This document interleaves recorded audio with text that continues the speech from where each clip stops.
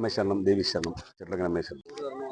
നമ്മുടെ ചിത്രലങ്കൻ്റെ ഭഗവതിയുടെ ആഗമനമായിട്ട് ബന്ധപ്പെട്ടൊരു ഐതിഹ്യമുണ്ട്. അതായത് നമ്മുടെ ഇവിടുത്തെ കരനാഥന്മാർ, ഇവിടുത്തെ 4 പ്രമുഖരായിട്ടുള്ള വീട്ടുകാർ അടുത്തുള്ള ഒരു ക്ഷേത്രത്തിൽ ഉത്സവം കാണാൻ പോവുകയും അവിടെ അവർ അവഹേളിതരാകുകയും തിരിച്ചു വന്ന അവർ കൊടുങ്ങല്ലൂരമ്മയെ തപസ് ചെയ്യുകയും കൊടുങ്ങല്ലൂർ പോയി കഴിഞ്ഞപ്പം അമ്മയുടെ വെളിപാടുണ്ടാകുകയും നിങ്ങൾ പൊക്കോളൂ, ഞാൻ നിങ്ങളുടെ കൂടെ ഉണ്ട് എന്ന് പറയുകയും ചെയ്തു.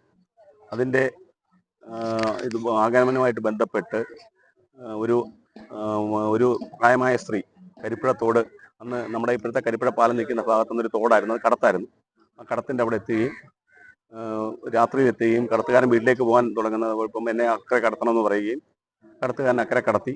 ആ സ്ത്രീ അങ്ങോട്ട് പോയി കഴിഞ്ഞപ്പോഴത്തേന് കടത്തുകാരൻ ആ സ്ത്രീയെ എങ്ങോട്ട് പോയി എന്നുള്ളതിന് ഒരു സംശയമുള്ളതുകൊണ്ട് കടത്തുകാരൻ ആ സ്ത്രീയെ ആഗമിച്ച് അവിടെ ചെല്ലുമ്പോൾ ആ സ്ത്രീ ഇന്നത്തെ പുതുശ്ശേരിയമ്പലം നിൽക്കുന്ന സ്ഥലത്ത് എത്തി അവിടെ വിശ്രമിച്ച് അവിടെ നിന്ന് ഭക്ഷണം കഴിച്ച് വന്ന മാറ്റ്, അതായത് നമ്മളെ മാറ്റെന്ന് പറയുമ്പോൾ ഇപ്പോഴത്തെ ആൾക്കാർക്ക് അറിയത്തില്ല, വസ്ത്രം ഇന്ന് ഉടുത്തുകൊണ്ട് വരുന്ന വസ്ത്രം അടുത്തുള്ള വീട്ടിൽ നിന്നും പുതിയ വസ്ത്രം മേടിച്ചു മാറിക്കൊണ്ട് അവിടെ വിശ്രമിക്കുകയുണ്ടായി. അതാണ് നമ്മുടെ ഇപ്പോഴത്തെ പുതുശ്ശേരിയമ്പലം നിൽക്കുന്ന സ്ഥലമാണ് ഈ പറയുന്ന സ്ഥലം.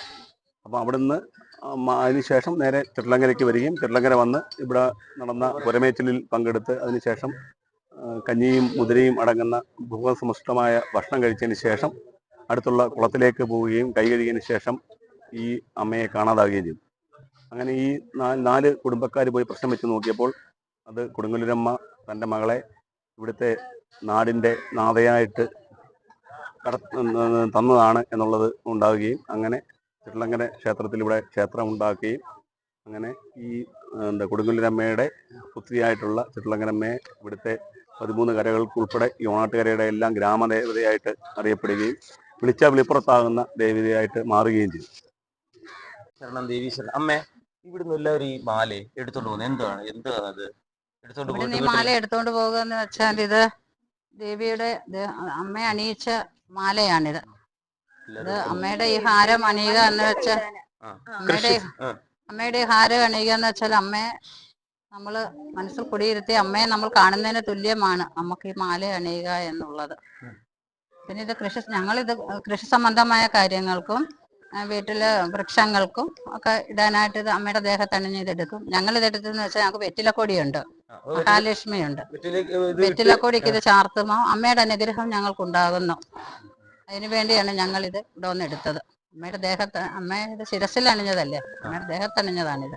ഇത് നമ്മളുടെ കൃഷിയിടത്തിൽ വെച്ച് കഴിഞ്ഞാൽ എല്ലാം മാറി മേൽക്കുമേൽ അഭിവൃദ്ധി ഉണ്ടാകും. ഓണാട്ടുകാരുടെ ദേശദേവതയാണ് ചിട്ടികുളങ്ങര അമ്മ. ചിട്ടികുളങ്ങര അമ്മ ഭക്തരെ അധികം പ്രസാദിക്കുന്ന ദേവിയാണ്. ധാരാളം ലക്ഷോപലക്ഷം ജനങ്ങളാണ് ക്ഷേത്രത്തിലേക്ക് അമ്മയുടെ അനുഗ്രഹം തേടിയെത്തുന്നത്. നാളത്തെ ദിവസം എന്ന് വെച്ചാൽ അമ്മയുടെ തിരുനാളാണ് നാളെ. ഭരണി മഹോത്സവം, നാളത്തെ ഭരണി മഹോത്സവം അമ്മയുടെ തിരുനാളാണ് നാളെ. നാനാഭാഗത്തു നിന്നും ധാരാളം ഭക്തജന പ്രവാഹമാണ് ഇവിടേക്ക് ഒഴുകിയെത്തുന്നത്. ഇവിടുത്തെ കെട്ടുത്സവം വളരെ പ്രധാനമാണ്. അതിലുപരി ഇവിടുത്തെ കുത്തിയോട്ട വഴിപാട് അമ്മയുടെ ഏറ്റവും ഇഷ്ട വഴിപാടാണ് കുത്തിയോട്ടം. കോടിക്കണക്കിന് രൂപയാണ് ഇതിനു വേണ്ടി ചിലവാക്കുന്നത് ഭക്തജനങ്ങൾ. പിന്നെ ഞങ്ങളുടെ ഒരു ആഗ്രഹം എന്ന് വെച്ചാല് ഞങ്ങളുടെ മകൾക്ക് ഈ ചിറ്റികുളങ്ങര പ്രദേശത്ത് തന്നെ താമസിക്കണമെന്ന് ഭയങ്കര ആഗ്രഹമായിരുന്നു. വിവാഹം കഴിച്ച് അവൾക്ക് ഈ പ്രദേശത്ത് തന്നെ താമസിക്കണം. എപ്പോഴും ഇവിടെ വരുമ്പോൾ ഇങ്ങനെ പറയുമായിരുന്നു, എനിക്ക് ഈ പ്രദേശത്ത് തന്നെ താമസിക്കണമെന്ന്. ഭഗവതിയുടെ കടാക്ഷം കൊണ്ട് ഇതിന് തൊട്ടടുത്ത് 2-3 കിലോമീറ്ററിന് അടുത്ത് തന്നെയാണ് വിവാഹം കഴിച്ച് കൊണ്ടുവന്നത്.